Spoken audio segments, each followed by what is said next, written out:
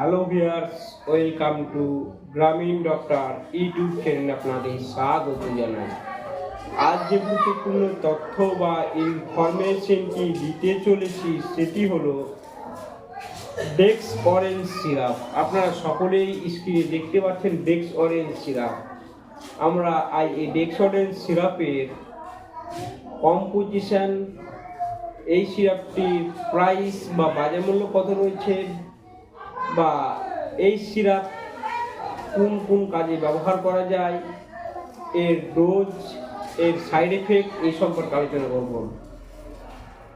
তাহলে বেশি কথা না বাড়িয়ে আমরা ভিডিওটা এখানেই শুরু করছি। এই ডেক্স অরেঞ্জ সিরাপের কম্পোজিশন হচ্ছে haematinic, iron, folic acid and vitamin বি12। তাহলে এই ডেক্স অরেঞ্জ সিরাপটির প্রাইস বা বাজার মূল্য রয়েছে 192 টাকা।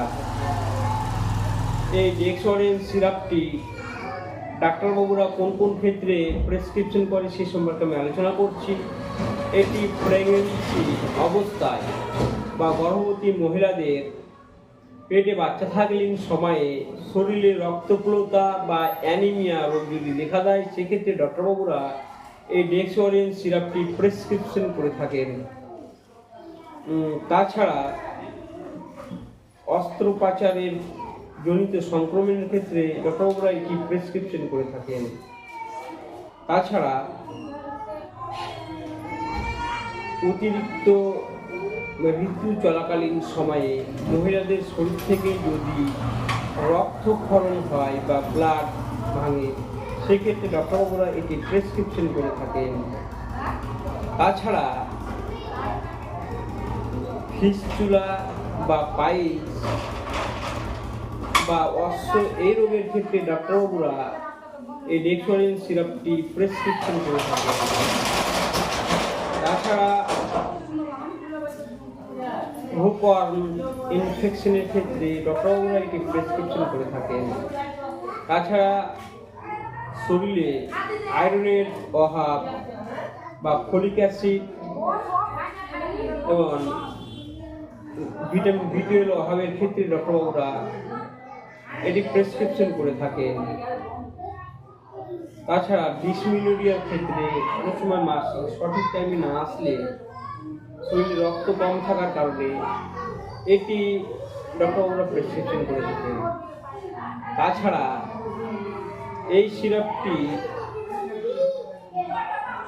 শরীরে দুর্বল খাদ্য গ্রহণ করার ফলে পেশেন্ট যদি জীর্ণশীর্ণ হয়ে যায়, সেক্ষেত্রে ডক্টরবাবুরা এই সিরাপটি প্রেসক্রিপশন করে থাকেন। তাছাড়া আরও যে ক্ষেত্রে প্রেসক্রিপশন করে থাকেন, সেটি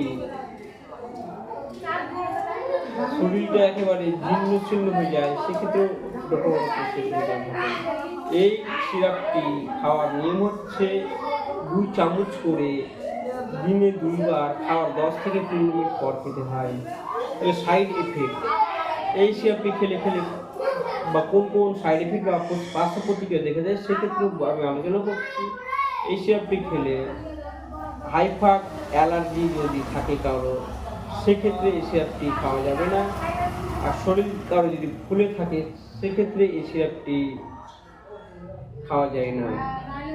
তাহলে যাই হোক, এখনো পর্যন্ত যারা এই চ্যানেলটি সাবস্ক্রাইব করেনি, তারা এই চ্যানেলটি সাবস্ক্রাইব করুন। আর এই ভিডিও নিয়ে যে ঘন্টার চিহ্নতে আছে সেটা বাজিয়ে দিন। আর অন্য নোটিফিকেশন অন করে দিন, সবার প্রথম যে লেটেস্ট আপডেট ভিডিও আমরা দিন, তা আপনারা সকলেই দেখতে পাবেন। সকলে সুস্থ থাকবেন, ভালো থাকবেন। সকলকে ধন্যবাদ জানিয়ে ভিডিওটা আমরা এখানেই শেষ করছি।